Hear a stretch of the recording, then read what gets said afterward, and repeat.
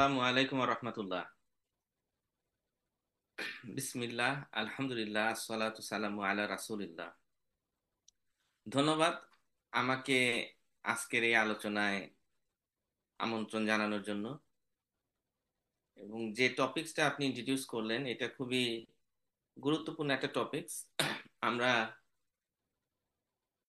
যারা বাংলাদেশের ব্যাপারে চিন্তা ভাবনা করি, পৃথিবীর যে যেখানেই থাকি, আমরা বাংলাদেশের এই কারেন্ট যে পলিটিক্যাল চেঞ্জ, এটা আমরা দেখেছি, আমরা প্রত্যক্ষ করি, এবং এর মধ্যে দিয়ে আমাদের এখন অনেক ধরনের আশার সঞ্চার হয়েছে যে একটা বড় ইতিবাচক একটা পরিবর্তনের দিকে আমরা যাব হয়তো ইনশাল্লাহ।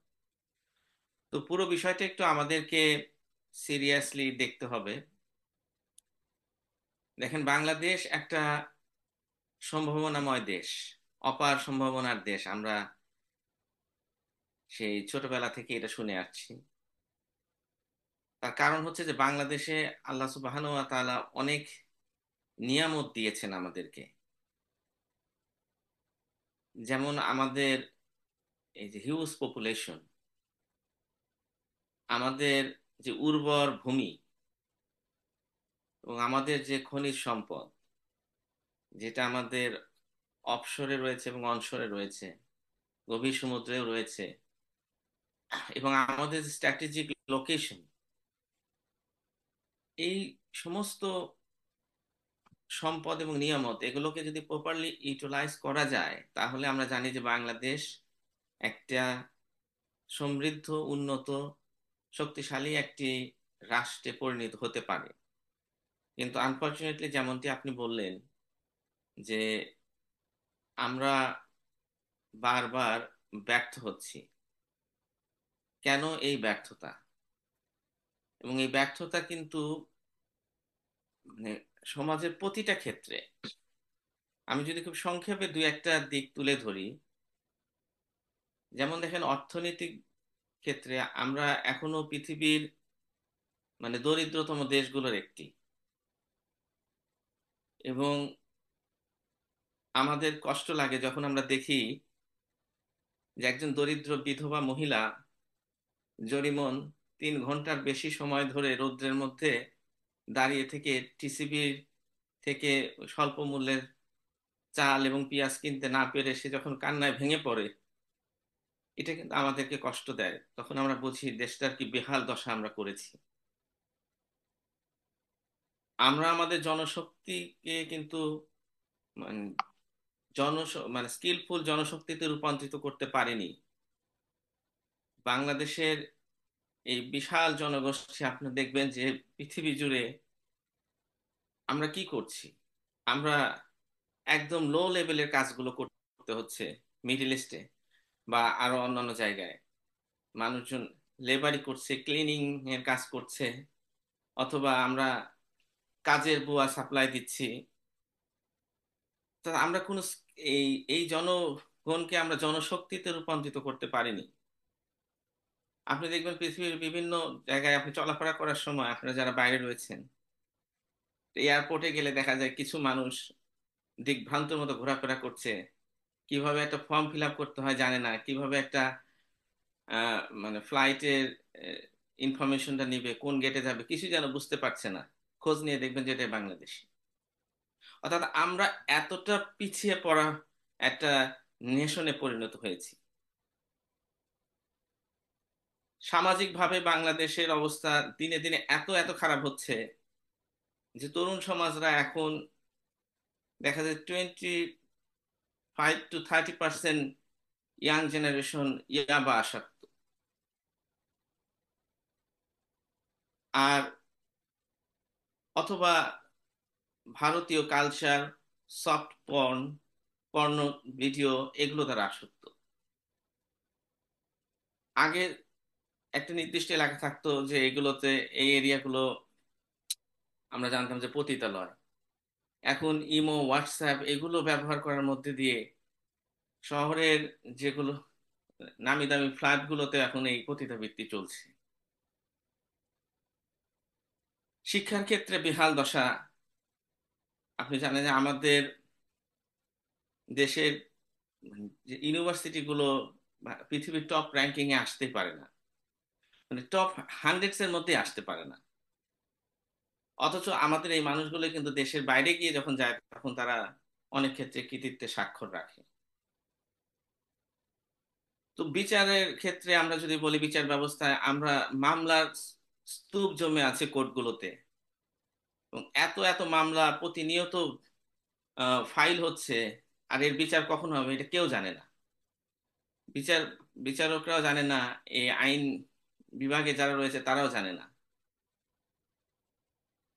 যে এইভাবে আসলে প্রত্যেকটা ক্ষেত্রে রাজনৈতিক অস্থিরতা এমন এমন ভাবে আমাদেরকে পেয়ে বসেছে যে কিছুদিন পর পরই আমাদের দেখা যায় যে একটা ডেড লক তৈরি হয়ে যায়, যে কিভাবে এই সেখান থেকে, এই ক্রাইসিস থেকে বের হতে হবে আমরা জানি না। রক্ত দিতে হয়, জীবন দিতে হয়, হরতাল অবরোধ হয়, রাষ্ট্রীয় সম্পদের ভাঙচুর হয়। সো বাংলাদেশ এত সম্ভাবনা থাকা সত্ত্বেও এই বিভিন্ন দিকে আমরা বারবার ব্যর্থ হয়েছি। এই ব্যর্থতা কেন? ব্যর্থতার আরো অনেক এক্সাম্পল দেওয়া যেত, আমি ডিটেলসে যাচ্ছি না। কিন্তু ইম্পর্টেন্ট বিষয় হচ্ছে যে এই ব্যর্থতাটা কেন, এটা নিয়ে আমাদের সবারই একটা সিরিয়াস একটা থিঙ্কিং দেওয়া দরকার। কেন বাংলাদেশের মানুষ কিন্তু পলিটিক্যালি বলা হয় যে অনেক সচেতন, পলিটিক্যাল আলোচনা দেশে এবং দেশের বাইরে আমরা যেখানে থাকি আড্ডা দিতে গেলেও আমরা কিন্তু পলিটিক্যাল ব্যাপারগুলো নিয়ে আলোচনা করি, এবং বেশিরভাগ ক্ষেত্রে আমরা ব্যর্থতাগুলোকে বিভিন্নভাবে হাইলাইট করি যে এইভাবে ব্যর্থ হয়েছে, বা অন্য কোনো আমরা বিভিন্ন পলিটিক্যাল পার্টির এবং সেই নেতা নেত্রীদের যে ব্যাপারে যে সমস্ত গাল গল্পগুলো থাকে সেগুলো নিয়ে আমরা আহ গল্প করতে পছন্দ করি। কিন্তু এগুলোর মধ্যে দিয়ে আসলে সলিউশন বের হয়ে আসে না, ওয়ে আউটটা বের হয়ে আসে না। তো এটা অনেকটা একটা এন্টারটেইনমেন্টের মতো হয়ে গেছে বাংলাদেশের পলিটিক্যাল ডিসকাশন, যে একটু আলোচনা করলে একটু পরে গালাগালি করে একটু শান্তি লাগে যে ঠিক আছে, বাট আলটিমেটলি সলিউশনটা আসে না।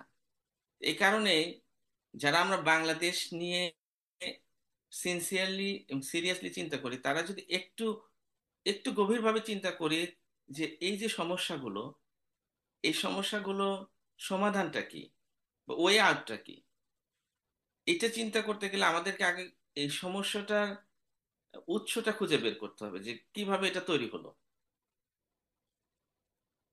কেননা আমাদের দেশে আমরা গত আহ, যদি বাংলাদেশের কথাই বলি, 53 ইয়ার্সে আমরা কিন্তু এই বাংলাদেশের যেগুলো প্রচলিত রাজনৈতিক দলগুলো রয়েছে বৃহৎ, আওয়ামী লীগ, বিএনপি, জামাতে ইসলামী, জাতীয় পার্টি, এরা সবাই বিভিন্ন পর্যায়ে আমাদেরকে শাসন করেছে।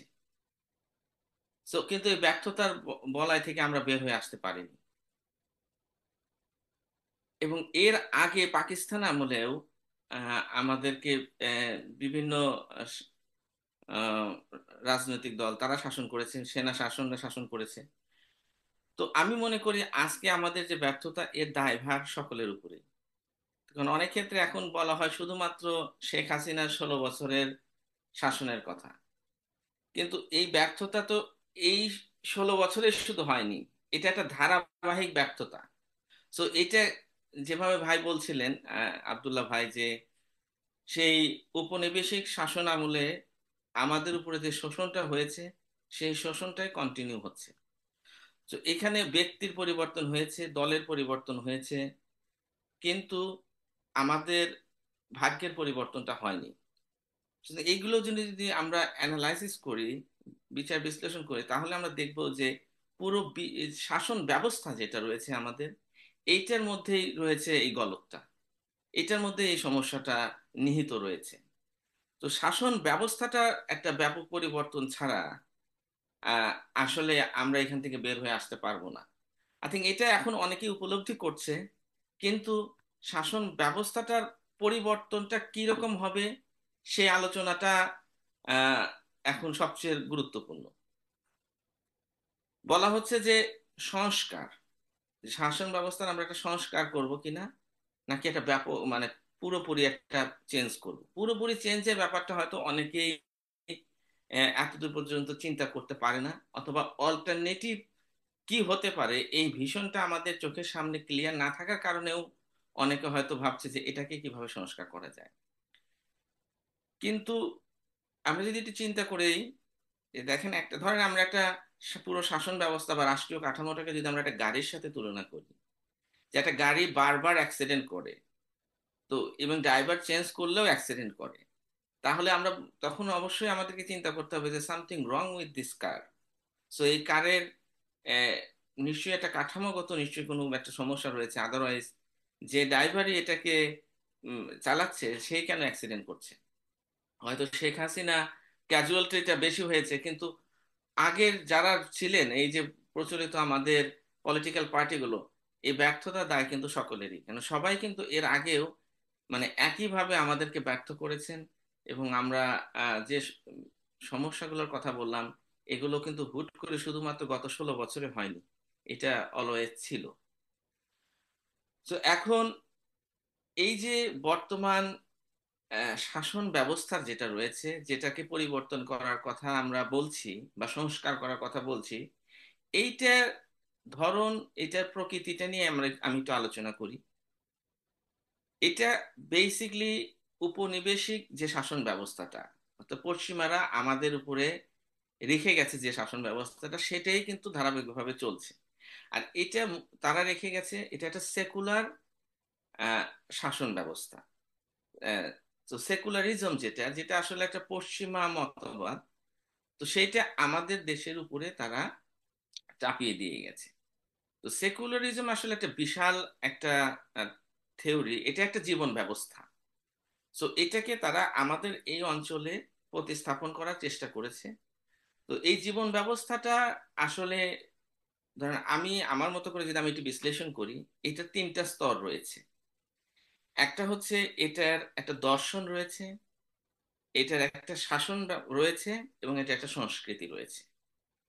তো সেকুলারিজমের দর্শনটা হচ্ছে যে এখানে আহ, ব্যক্তি, একটা ব্যক্তির আহ, সার্বভৌম ক্ষমতা, যে একটা ব্যক্তি সভরেন একটা পাওয়ার, এবং একটা ব্যক্তির তার পার্সোনাল ফ্রিডম থাকবে।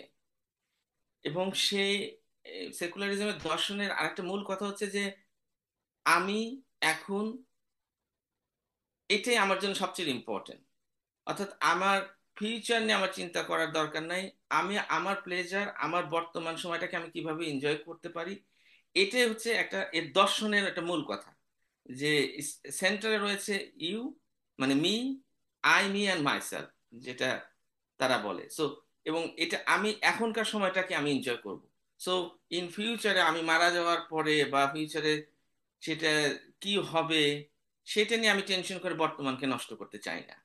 যে এই একটা দর্শন, এটা বিভিন্ন ভাবে প্রতিফলিত হতে পারে বিভিন্ন আহ, আহ, কথার মধ্যে দিয়ে, সংস্কৃতির মধ্যে দিয়ে, বাট এটা হচ্ছে এটার মূল দর্শন।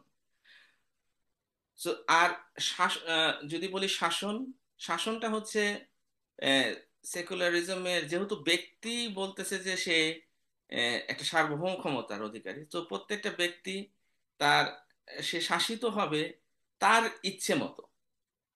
এসে কোনো ধরনের ধর্মীয় কোনো বিধিবিধান দ্বারা সে আহ, নিজেকে আবদ্ধ করবে না, বা এটা দ্বারা সে বারিত হবে না, রেস্ট্রিক্টেড হবে না। সো এখন একজন নিজেরা নিজেকে কিভাবে শাসন করবে, সবাই তো আর শাসক হতে পারবে না। সুতরাং এখানে প্রতিনিধি নির্বাচন করে সেই যারা প্রতিনিধি নির্বাচিত হবেন, তারা মানুষেরই ইচ্ছা আশা আকাঙ্ক্ষা অনুযায়ী শাসন করবে। এক্ষেত্রে শাসনের ক্ষেত্রে তারা ইচ্ছে মতো আইন তৈরি করতে পারবে। এক্ষেত্রেও আহ, তারা কোনো ধরনের ধর্মীয় বিধিবিধান দ্বারা বারিত হবে না। অর্থাৎ আইন, সংবিধান, এগুলো একটা রাষ্ট্রের, এটা কোনো ফিক্সড থাকবে না, এটা আহ, পরিবর্তন হতে পারে। যেমন মানুষই যেহেতু ঠিক করবে যে কোনটা ভালো কোনটা মন্দ, কোনটা ন্যায় কোনটা অন্যায়, এবং কোনটা সমাজের চোখে একটা অপরাধ, এগুলোরও ডেফিনেশন কোনো ফিক্স থাকবে না, এটা টাইমের সাথে সাথে পরিবর্তন হতে পারে। অর্থাৎ মানুষের মনটাই হবে মানুষের জন্য আইনের, আইন তৈরির একটা আইনের উৎস। যেটা হচ্ছে এর আহ, শাসনের শাসন ব্যবস্থা, সেকুলারিজমের শাসন ব্যবস্থার মূল কথাটা। সো এরা মূলত রিপ্রেজেন্টেটিভ ডেমোক্রেসির মাধ্যমে এটা হচ্ছে। এটা অন্য কোনো ফর্মেও হতে পারে, বাট মূল কথাটা হচ্ছে যে মানুষ যখন তার শাসন কার্যটা পরিচালনা করবে, সেখানে সে কোনো রকমের ধর্মীয় আহ, বিধিবিধান দ্বারা রেস্ট্রিক্টেড হবে না। এ কারণে বলা হচ্ছে যে যে ধর্মকে রাষ্ট্রীয় কাঠামো থেকে আলাদা করে রাখা, এটা সেকুলারিজমের শাসনের একটা মূল ভিত্তি। আর যেটা সংস্কৃতি কথা বলছিলাম, যে এটা এই যে দর্শন এবং এই শাসন এর মধ্যে দিয়ে একটা সংস্কৃতি তৈরি হয়, যে সংস্কৃতির মানে এই একই এই দর্শনটাকে রিফ্লেক্ট হবে এই সংস্কৃতির মধ্যে দিয়ে। সুতরাং এখানে মানুষ তার ডিজায়ারকে, তার বাসনাকে, আকাঙ্ক্ষাগুলোকে ফুলফিল করার জন্য যে কোনো পর্যায়ে যেতে পারবে। সো এটা যেহেতু কোনো ধর্মীয় বাধা থাকছে না, সো সে সে যদি মনে করে যে আমি বিবাহ বহির্ভূত আহ, কোনো যৌন সম্পর্ক রাখবো, সেটা এখানে বারিত হবে না। সে যদি মনে করে ইভেন আমি আহ, সমকামিতায় জড়িত হব, সেটাও কিন্তু থিওরিটিক্যালি এখানে বারিত হবে না। এবং সে যদি মনে করে আমি আরো অন্য বিভিন্ন ধরনের কালচারের মধ্যে আমি যাব, সে যেগুলো এটা কোনো কিছু আসলে এখানে বারিত হবে না, সেটা আর্টের দিক দিয়ে হোক, অডিও ভিজুয়াল যেরকম হোক, বা সামাজিক আচার অনুষ্ঠান কালচার হোক। এটা সেকুলারিজম বলতেছে যে যে যেটাতে আহ, মানে আনন্দ পাবে, সে সেটা করবে অ্যাজ লং অ্যাজ এটা আরেকজনের জন্য হার্ম না করে। তো এই কালচারটা সেকুলারিজমের একটা বেসিক কালচারাল একটা ভিত্তি। তখন এগুলো সমাজে ইমপ্লিমেন্টেড হয় কিভাবে? এটা ইমপ্লিমেন্টেডেরও আমার একটা বিশ্লেষণ হচ্ছে, এটা তিনটা স্তরে ইমপ্লিমেন্টেড হয়। একটা হচ্ছে যে আহ, রাষ্ট্রের মধ্যে, রাষ্ট্র কাঠামো দ্বারা। দ্বিতীয় হচ্ছে প্রতিষ্ঠান, বিভিন্ন প্রতিষ্ঠানের মধ্যে দিয়ে। তৃতীয় হচ্ছে ব্যক্তির মধ্যে। তো আমাদের দেশে যেটা হয়েছে যে এই সেকুলারিজমটা উপনিবেশিক যারা শাসক ছিলেন তারা রাষ্ট্রীয়ভাবে এটাকে এস্টাবলিশ করে গেছেন, এবং তাদের পৃষ্ঠপোষকতায় অনেক প্রতিষ্ঠানের মধ্যে এটা আহ, প্রাতিষ্ঠানিকভাবেও আহ, প্রতিস্থাপিত হয়েছে। আর ব্যক্তির পর্যায়টা তারা ওই পর্যায়ে করে যেতে পারেনি, তারা যখন ডিকলোনাইজেশন হয়েছে তারা চলে গিয়েছে। কিন্তু তারা এই দায়িত্বটা দিয়ে গেছে রাষ্ট্র, কারণ তারা জানে যে রাষ্ট্র এবং প্রতিষ্ঠানগুলো যদি ফাংশন করে, তাহলে ওই সোসাইটির মানুষ ধীরে ধীরে, মানুষগুলো ব্যক্তি পর্যায়েও সেকুলারাইজড হয়ে যায়। তো আমাদের দেশের সমাজ ব্যবস্থাকে যদি আমরা বিচার বিশ্লেষণ করি, তাহলে দেখব যে রাষ্ট্রীয়ভাবে দীর্ঘদিন সেকুলারিজম থাকলেও এবং প্রাতিষ্ঠানিকভাবেও সেকুলারিজম বেশ শক্তভাবে প্রতিষ্ঠিত হলেও, ব্যক্তি পর্যায়ে খুব একটা তারা সাকসেস পায়নি। আহ, মানুষজন যে পার্সোনালি খুব বেশি সেকুলার হয়ে গেছে এরকম না। তবে কি অবভিয়াসলি কিছু একটা একটা অংশ তো আহ, এই আইডিয়া দ্বারা ইনফ্লুয়েন্সড হয়েছে বা সেকুলার চিন্তা ভাবনা করে। বাট বিশাল অংশ মানুষ আহ, পুরোপুরি সেকুলারাইজড হয়নি, কিন্তু সেকুলারিজমের অনেক এলিমেন্ট চলে এসেছে।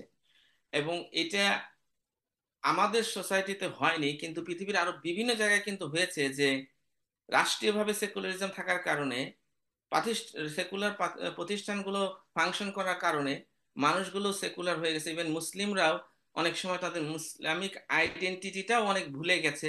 এরকম আফ্রিকাতে বা আহ, ইউরোপের কিছু কিছু জায়গায় আমরা দেখেছি যে কিভাবে এই আইডিওলজিটা, এই জীবন ব্যবস্থাটা মানুষকে ইসলামিক জীবন ব্যবস্থা থেকে দূরে সরিয়ে নিয়ে গেছে, এবং ব্যক্তি পর্যায়েও।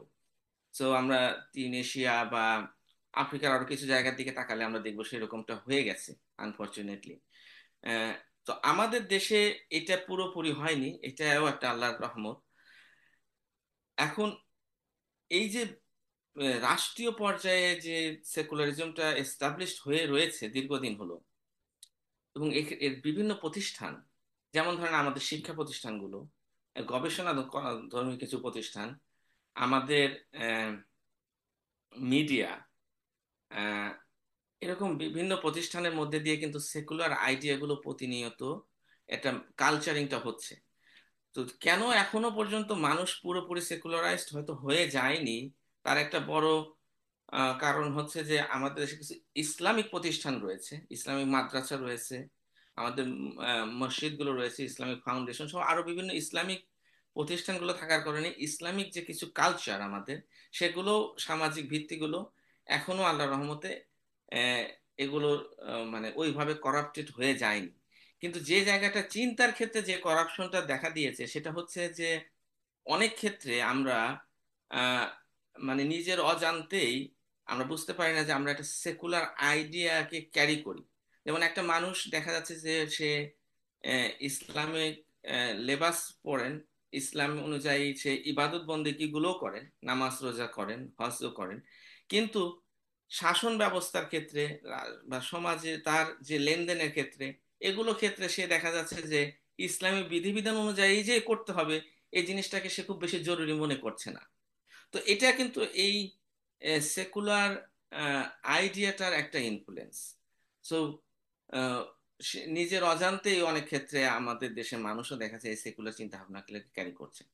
সো নাও আমি ওই ডিটেলসে অত যাচ্ছি না। নাও এখন যেহেতু পরিবর্তনের কথা বলা হচ্ছে এবং আমরা যারা এটা নিয়ে একটু সিরিয়াস এবং সিনসিয়ারলি চিন্তা দিতে চাই, আমরা এই পরিবর্তনটা করার ক্ষেত্রে আহ, আমরা কত দূর যাব, আমরা কি শুধুমাত্র সংস্কার করব কিনা, সেই কথাটাই হচ্ছিল। কারণ শুধুমাত্র যদি সংস্কারটা করা হয় তাহলে যেটা হবে যে এই পুরো কাঠামো, সেকুলার কাঠামোটা কিন্তু ঠিকই থাকবে, কিন্তু আপনি এটাকে আরো বেটার ফাংশন কিভাবে করা যায় সেটার আলোচনা করতে পারেন, সেটা হচ্ছে সংস্কার। আর যখন আপনি বলবেন, আর আপনি যদি রিকগনাইজ করতে পারেন, আপনি যদি বুঝতে পারেন যে না, মূল প্রবলেমটা আসলে এই ব্যবস্থাটার, এই জীবন ব্যবস্থাটার, এই রাষ্ট্রীয় কাঠামোটার, তখন কিন্তু আসলে সংস্কার কথাটা একটা অবান্তর হয়ে যায়। বিকজ আপনি সংস্কার করে তো আর আপনি এটাকে পুরোপুরি চেঞ্জ করতে পারবেন না। মানে আমি একটা এক্সাম্পল যদি দেই, ধরেন আপনি একটা আপেল গাছ লাগালেন। তো আপেল গাছটাকে ধরেন এটা ভালো ফল দিচ্ছে না, আপেল আসলে আপেলে পোকা ধরে যায় বা এর পাতাগুলো আহ, ঝরে যাচ্ছে। তা আপনি ভাবলেন যে এটা একটা ভালো স্প্রে করা দরকার, পানি দেওয়া দরকার, সার দেওয়া দরকার। তো দিয়ে আপনি এটাকে সংস্কার করে আপনি কি পাবেন? বেটার আপেলই পাবেন। আপেল গাছ থেকে তো আপনি আম পাবেন না। আপনি যদি মনে করেন যে না, আমার আপেল দরকার নাই, আমার দরকার হচ্ছে আম, তাহলে আপনাকে তো আপেল গাছটাকে তুলে ফেলে দিতে হবে এবং ওইখানে আপনাকে আম গাছ রোপণ করতে হবে। এরপর দেখতে পাচ্ছেন সেই আম গাছটাতে কেমন আম আসে। কিন্তু আপনি যদি আপেল গাছের যতই পরিচর্যা করেন, যতই যত্ন নেন, যত ধরনের সংস্কারই করেন, আপেল গাছ থেকে কখনো আপনি আম আশা করতে পারেন না, কখনোই আমটা আসবে না। সুতরাং সংস্কারটা তখনই প্রযোজ্য হবে যখন আপনি জানেন যে এটা মানে এর টোটাল কাঠামোটা আমার জন্য ঠিক আছে, এর ব্যবস্থাটা আমার জন্য ঠিক আছে, জাস্ট এটাকে আরো বেটার ফাংশন কিভাবে করা যায়। অর্থাৎ আপনি যে গাড়িটাতে ছিলেন ভাবছেন যে এই গাড়ি আমার ঠিক আছে, বাস এটা কিছু ব্রেকিং কিছু সার্ভিসিং আমি করলাম। কিন্তু যখন আপনি রিয়েলাইজ করবেন যে না, এই গাড়িটাই আমার ঠিক নাই, এই গাড়ি is not taking me to the right destination, আর এটা ফাংশন ঠিক মতো করে না, এটা অ্যাক্সিডেন্ট করে, তাহলে আপনাকে you have to change the মানে গাড়ির কাঠামোটা চেঞ্জ করতে হবে। তার মানে আপনার গাড়িটাকে ওইটা রাইট অফ করে একটা নতুন গাড়ি নিতে হবে, যে গাড়ির এই ধরনের সেফটি মেজার গুলো রয়েছে। সো সংস্কারের আলোচনাটা যখন যারা করেন তারা হয়তো বা আদতে পুরো কাঠামোটা মেনে নেন। এবং তাদের ক্ষেত্রে মানে আমাদের যে আজকের আলোচনার মূল জায়গাটা ছিল স্পেশালি বাংলাদেশে ইসলামিক রাজনৈতিক দলগুলো, তারা তাদের মধ্যে যারা মানে গণতান্ত্রিক ইসলামিক গণতান্ত্রিক প্রক্রিয়াতে ইসলামকে প্রতিষ্ঠা করতে চান, তারা মানে আইদার তারা এটা মনে করে যে এই যে বাংলাদেশের যে বর্তমান পলিটিক্যাল যে কাঠামোটা, রাষ্ট্রীয় যে ব্যবস্থাটা, এটা হয়তো ঠিক আছে এবং এটাকে তখন তারা সংস্কারের কথা বলে। কিন্তু এটা তারা যদি একটু গভীরভাবে দেখে, আমি যদি তাদেরকে মানে বেনিফিট অফ ডাউট দেয় যে হ্যাঁ ঠিক আছে, তারা এটা বুঝতে পারছে না, তখন আমি তাদেরকে রিকোয়েস্ট করি যে আপনি এটা গভীরভাবে যদি দেখেন তাহলে দেখবেন যে এখানে কনফ্লিক্টিং, এটা কোনোভাবেই মানে ইসলামিক আহ, যে রাষ্ট্রীয় কাঠামো বা ইসলামিক যে জীবন ব্যবস্থা তার সাথে এটা যায় না। সুতরাং ওনাদের যে একটা বক্তব্য যে আমরা এই ব্যবস্থাটাকে সংস্কার করে ধীরে ধীরে এটাকে আমরা ইসলামাইজ করে ফেলবো, এটা ওই আপেল গাছের পরিচর্যা করে আপেল গাছ থেকে আম এক্সপেক্ট করার মতোই একটা ব্যাপার হয়ে দাঁড়িয়েছে। তো এটা কখনোই পসিবল হবে না। আর আবার অনেকে চিন্তা করে যে যেহেতু সেকুলারিজম, মানে আমি তাদের দিক থেকে তাদের চিন্তা ভাবনাটা শেয়ার করছি যে তাদের বক্তব্য থাকে যেহেতু এটা খুব শক্তভাবে এস্টাবলিশড হয়ে গেছে, তো এখন যদি আমরা শুধু আবেগ তাড়িত হয়ে শুধু ইসলামের কথা বলি, তাহলে তো আমরা ইসলাম মোটেই পাবো না। তো তার চেয়ে বরং এইটাকেই আমরা কাজে লাগিয়ে যতটুকু ইসলামাইজ করা যায় এর মধ্যে দিয়ে, তো এই চিন্তা ভাবনাও যারা ক্যারি করেন তারা হয়তো বা এই এই আইডিওলজিক্যাল পলিটিক্স যেটা সেটার মর্মটা বুঝতে পারেন না। বিকজ দুটো কনফ্লিক্টিং আইডিওলজি কখনো একসাথে থাকতে পারে না। এবং এই এই মিক্সিংটা আসলে এটা কখনো পসিবল না। আপনি তেলে জলে যেভাবে মেশে না, সেভাবে আপনি মানে ইসলামের সাথে আপনি সেকুলারিজমকে মিক্সিং করে আপনি পাশাপাশি রেখে ধীরে ধীরে সেকুলারিজমকে আমি ইসলামাইজ করে ফেলা, এটাও একটা মানে আজগবি চিন্তা ভাবনা। সো আমরা যদি ইভেন এই রেশনালি থিঙ্ক করি, আমি এ, মানে শরিয়াগত যে আলোচনাটা রয়েছে এক্ষেত্রে সেটার দিকে আমি পরে আসছি, বাট রেশনালি যদি আমরা চিন্তা করি, এটা আসলে কোনো সেন্স মেক করে না যে আপনি একটি কাঠামোর মধ্যে থেকে সেই কাঠামোটাকে স্ট্রেংথেনিং করার মধ্যে দিয়ে আপনি সেটাকে এক পর্যায়ে গিয়ে কেমনে ইসলামিক মানে ইসলামাইজ করে ফেলবেন, এর কোনো সুনির্দিষ্ট রোড ম্যাপ কিন্তু তাদের কাছে নাই। এখন তারা, তাদের কথা হচ্ছে যে তারা অনেকটা এরকম মেনে নিয়েছে যে আসলে ইসলাম বোধহয় পুরোপুরি প্রতিষ্ঠা করা সম্ভব না, বা এটা মানে হয়তো বা এখনকার সোসাইটিতে ওয়ার্ক করবে না। আই ডোন্ট নো, কোনো একটা চিন্তা ভাবনা থেকে তারা মনে করছে যে তার চেয়ে বরং এটার সাথে থেকেই যতটুকু ইসলামাইজ করা যায়। সো এটাকে, এটাও আসলে ওই সেকুলার আইডিয়া দ্বারা ইনফ্লুয়েন্সড হওয়ারই একটা প্রতিফলন ছাড়া আর কিছু না। সো এই এইভাবে আসলে আমরা কখনো রাইট জায়গায় যেতে পারবো না।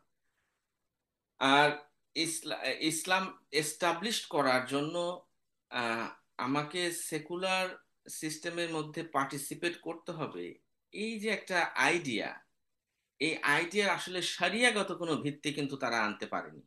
বা যে যে ধরনের যে আর্গুমেন্ট গুলো তারা নিয়ে আসে এই গ্রাজুয়ালি ইসলাম এস্টাবলিশ করার ক্ষেত্রে, এগুলো যেমন তারা হুদায়বিয়ার সন্ধির কথা বলে, আহ, অথবা তারা আহ, আহ, ইউসুফ আল্লাহ সাল্লাম যে পার্টিসিপেট করেছিলেন, বলেন তারা যে উনি রাষ্ট্র পরিচালনার দায়িত্বে ছিলেন।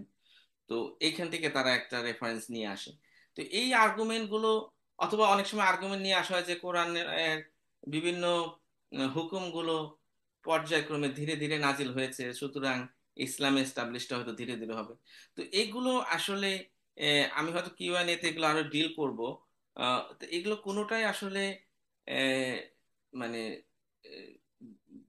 এভিডেন্স ভিত্তিক সারাই দলিলের উপর প্রতিষ্ঠিত না।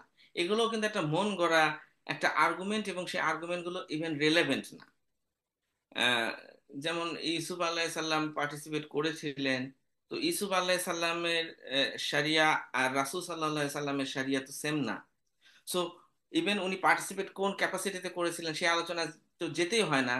কেননা যেটা তার শরিয়া, রাসূল সাল্লাল্লাহু সাল্লামের জন্য যখন এই কোরআন নাজিল হলো তার উপরে, এবং আমাদের জন্য যে শরিয়াটা আসলো, তখন পূর্ববর্তী সমস্ত শরিয়াগুলো অটোমেটিকলি রহিত হয়ে গেল আমাদের জন্য। সুতরাং ওই রেফারেন্সে আমাদের আসলে যাওয়ার কোনো সুযোগই নেই।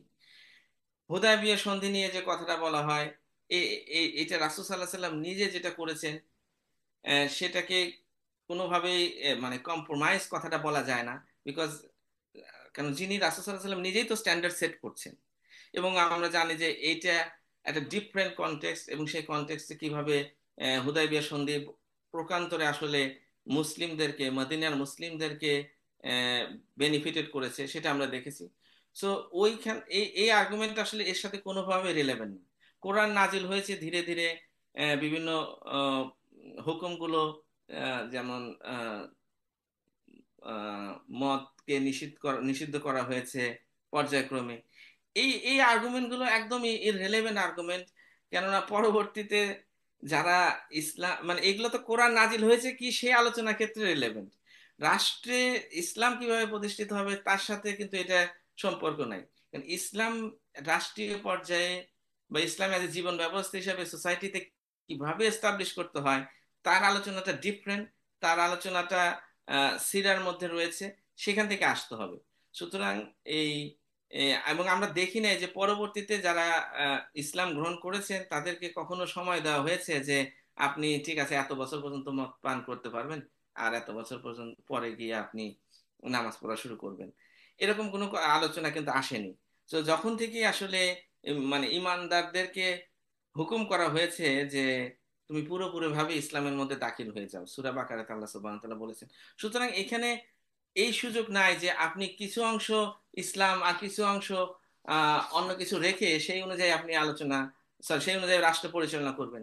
এটা একেবারে অবান্তর। এবং যেখানে আল্লাহ সুবহানাহু ওয়া তাআলা তার রাসূলকেই ইভেন ওয়ার্নিং দিচ্ছেন, বলছেন যে এটা সূরা মাইদার মধ্যে এসেছে, সূরা আয়াত 49-এ, যে আল্লাহ বলতেছেন যে, আর আল্লাহ যা নাজিল করেছেন সেই অনুযায়ী শাসন পরিচালনা করুন এবং তাদের খেয়াল খুশির অনুসরণ করবেন না, এবং তাদের ব্যাপারে সতর্ক হন যাতে আল্লাহ আপনার প্রতি যা নাজিল করেছে তা হতে তারা আপনাকে বিচ্যুত করতে না পারে।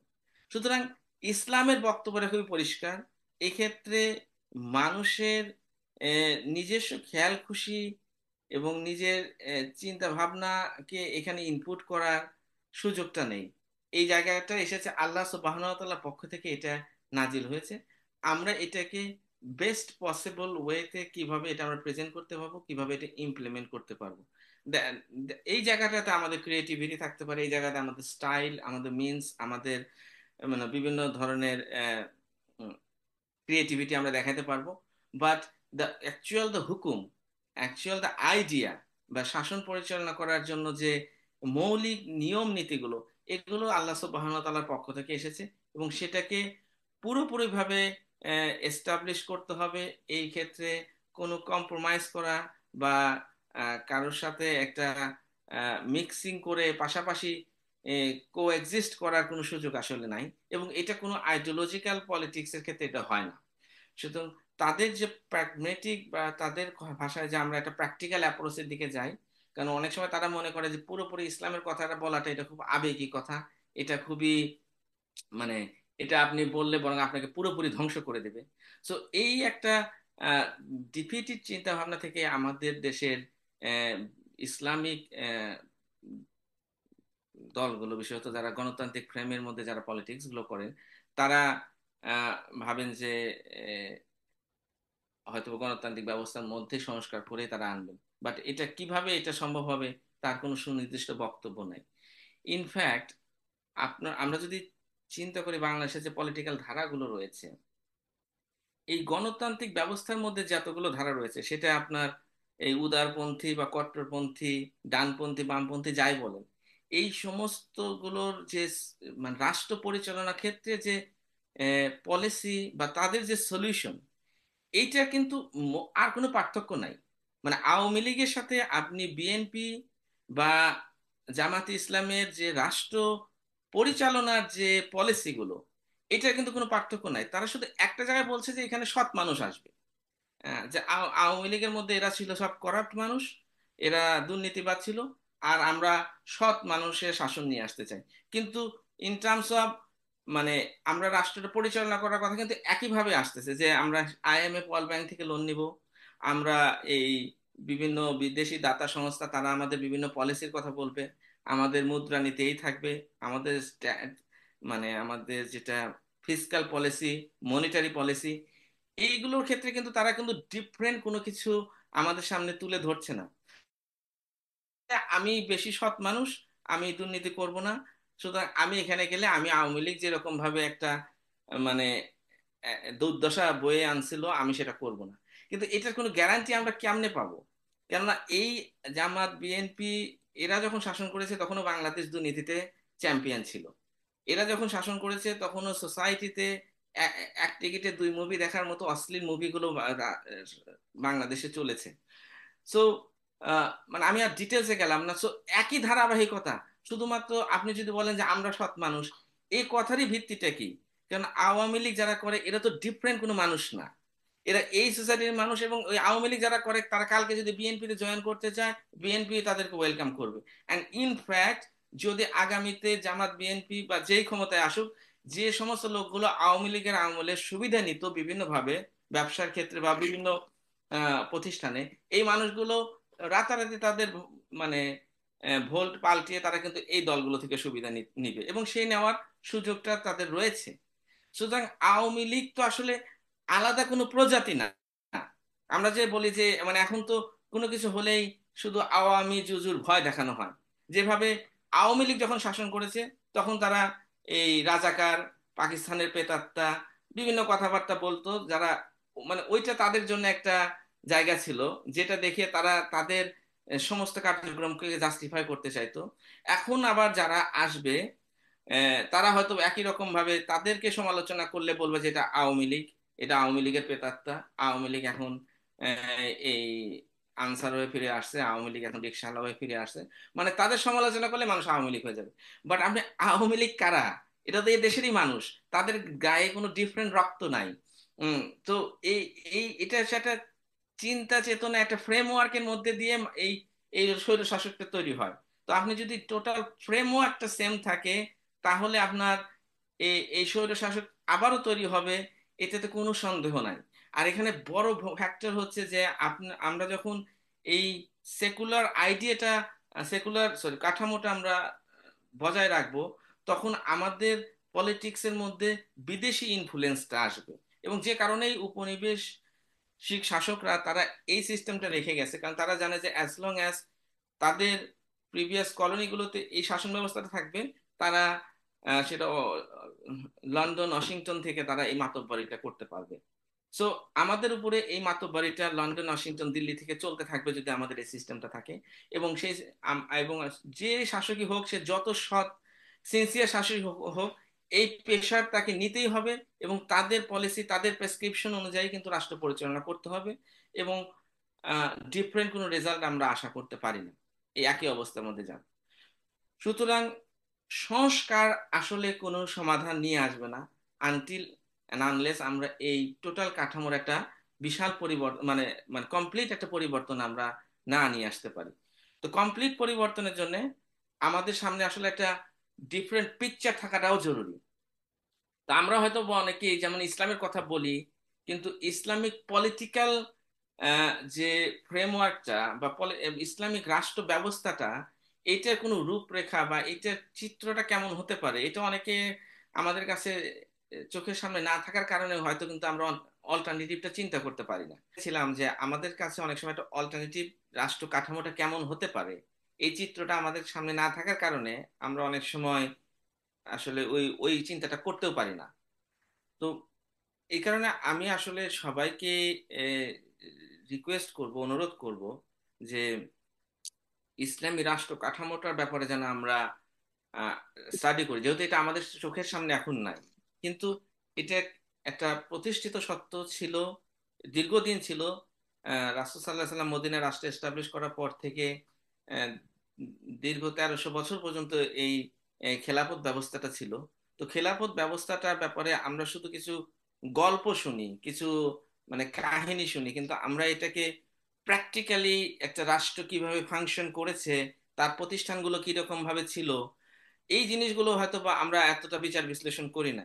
যেটা আমি মনে করি যে আমাদের দেশে যারা শিক্ষিত তরুণ আহ, এবং যারা রাষ্ট্রের ব্যাপারে সিনসিয়ার মানে মানুষের নিয়ে চিন্তা করে, তাদেরকে কিন্তু এই গবেষণাটা করতেই হবে।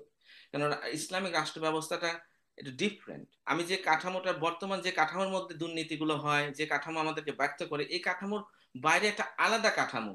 আমি যদি কয়েকটা শুধু বেসিক ফিচার্স তুলে ধরি, যেমন ইসলামিক যে খেলাফত ব্যবস্থার কথা আমরা বলছি, সেখানে কিন্তু খলিফা ইচ্ছে করে তার সংবিধানকে বা রাষ্ট্রের মূল আইনগুলোকে পরিবর্তন করতে পারবে না, যেটা এই সেকুলার কাঠামোর মধ্যে সম্ভব। সুতরাং শেখ হাসিনা যখন ছিলেন, তিনি সংবিধানকে এমন ভাবে পরিবর্তন করছিলেন, এবং উনি মনে বলেছিলেন গর্বের সাথে যে এখানে আর অবৈধভাবে ক্ষমতায় আসার আর কোনো সুযোগ নাই। So, এবং তারা আরো বিভিন্ন পর্যায়ে, যেমন জাতির পিতার পরিবারের রক্ষা করতে হবে, সেই অনুযায়ী আইন তৈরি হয়ে গেল। তো যখন যেটা তারা মনে করে, তা আগামীতে যারা আসবে তারা আবার এমন ভাবে সংবিধানটা পরিবর্তন করতে চাইবে যাতে আওয়ামী লীগ আর কোনোদিন ক্ষমতায় না আসতে পারে।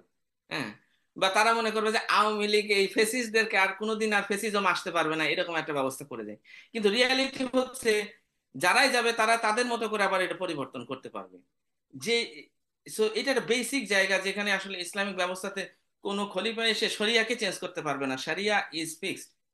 আচ্ছা, সেকুলার কাঠামোর মধ্যে রাষ্ট্র কি করে মেইনলি বলে, মানে থিওরিটিক্যালি তারা দায়িত্ব নেয় যে মানুষের মৌলিক অধিকারগুলোকে তারা সংরক্ষণ করার চেষ্টা করে। মৌলিক অধিকার অর্থাৎ মানুষের freedom of expression, personal freedom, যেটা সেকুলারিজম বেশি ভ্যালু দেয়। তো তারা বলে যে এগুলোকে আমরা রক্ষা করব, এবং এগুলো যদি লঙ্ঘন হয় তাহলে আমরা দেখেছি যে কোর্টে রিট করা যায়, জুডিশিয়ালি সেগুলো এনফোর্স করা যায়, যদি এটা আসলে কখনো ফাংশন করেনি আমাদের দেশে, থিওরিটিক্যালি করা যায়। কিন্তু রাষ্ট্র কখনোই মানুষের মৌলিক চাহিদা, অর্থাৎ মানুষের খাদ্য, বস্ত্র, বাসস্থান, চিকিৎসা, এই যে মৌলিক চাহিদাগুলো দায়িত্ব কখনো কিন্তু রাষ্ট্র নেয়নি, এবং সেটা রাষ্ট্র বলেও নাই। এখন যে কারেন্ট যে আমাদের কনস্টিটিউশনটা রয়েছে, এখানে এগুলোকে বলা হয়েছে এগুলো fundamental principal of state policy. এটা কিন্তু ফান্ডামেন্টাল রাইট না, মানুষের মৌলিক যে চাহিদা। শুধু মৌলিক চাহিদা আর মৌলিক অধিকার দুটো ডিফারেন্ট জিনিস। মৌলিক অধিকারটাকে এই সেকুলার কাঠামোর মধ্যে একটা গুরুত্ব দেওয়া হয়েছে, যদিও সেটা আসলে কখনো প্র্যাকটিক্যালি ইমপ্লিমেন্টেড হয়নি। কিন্তু মৌলিক চাহিদা যেটা মানুষের, সেটা দায়িত্ব রাষ্ট্র নেয়নি। কিন্তু খেলাফত ব্যবস্থা এটা খলিফার উপরে একটা, মানে একটা বিশাল বড় দায়িত্ব, যে যে কোনো মানুষের মানে রাষ্ট্রের প্রতিটা নাগরিকের, সে যে কোনো ধর্মেরই হোক, যে কোনো বর্ণেরই হোক, প্রতিটা প্রতিটা নাগরিকের খাদ্য, বস্ত্র, বাসস্থানের দায়িত্ব আসলে খলিফার উপরে। আচ্ছা, এই সেকুলার কাঠামোতে কি হয়, আমরা দেখি যে একটা পলিটিক্যাল পার্টি ক্ষমতায় আসে। তো পলিটিক্যাল পার্টি যখন ক্ষমতাতে আসে, তখন সে অবভিয়াসলি আর একটা অন্য পলিটিক্যাল পার্টিগুলোকে সে ঘায়েল করতে চায়, তাদেরকে পরাস্ত করতে চায়। তো একটা পলিটিক্যাল কনফ্লিক্ট অলওয়েজ আমাদের সোসাইটিতে লেগে থাকে। আমরা দেখি যে মানে ইউনিভার্সিটিগুলোতে হল দখল, ক্যাম্পাস দখল, বিভিন্ন রকমের সংঘাতগুলো থাকে। তা আমরা এমন একটা ইসলামিক কাঠামোর কথা বলছি যেখানে একটা পলিটিক্যাল পার্টি কিন্তু পাওয়ারে আসবে না। যিনি খলিফা ইনি সবার জন্য একটা অভিভাবক। পলিটিক্যাল পার্টিগুলো থাকবে, তারা খলিফাকে সমালোচনা করতে পারবেন, তারা রাষ্ট্রের পলিসিগুলো সমালোচনা করতে পারবেন, যেটা বর্তমান কাঠামোর মধ্যে পসিবল না। বর্তমান কাঠামোর মধ্যে শুধুমাত্র তেলবাজির পলিটিক্সটা হয়। আপনি যদি সমালোচনা করতে যান নিজের দলের নেতাকে, তাহলে আপনি দল থেকে বহিষ্কৃত হবেন।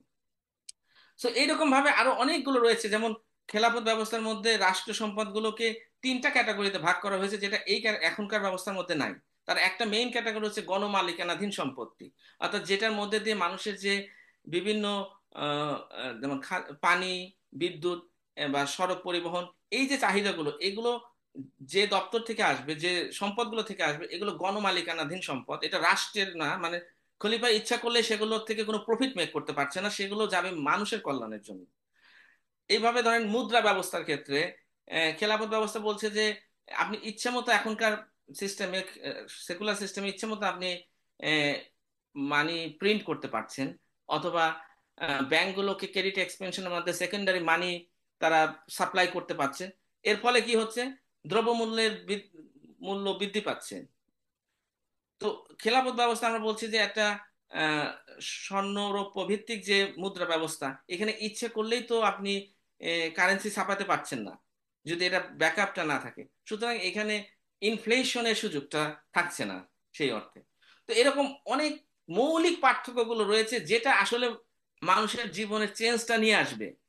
শুধুমাত্র ব্যক্তি, একটা সৎ ব্যক্তি গেলে যদি কাঠামোটা সেমই থাকে, তাহলে আসলে মানুষের জীবনের ব্যাপক পরিবর্তন আমরা আশা করতে পারি না। এটা একটা বোকামি।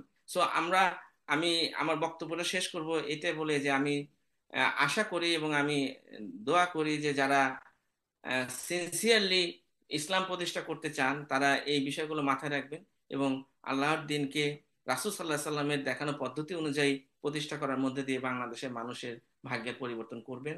এবং পশ্চিমা সেকুলার আইডিয়ার যে ধোঁকাবাজি, সেটার মধ্যে নিজেরাও পতিত হবেন না, এবং নেশনকে, আমাদের এই মানুষকে, দেশের মানুষকে সেখানে ঠেলে দিবেন না।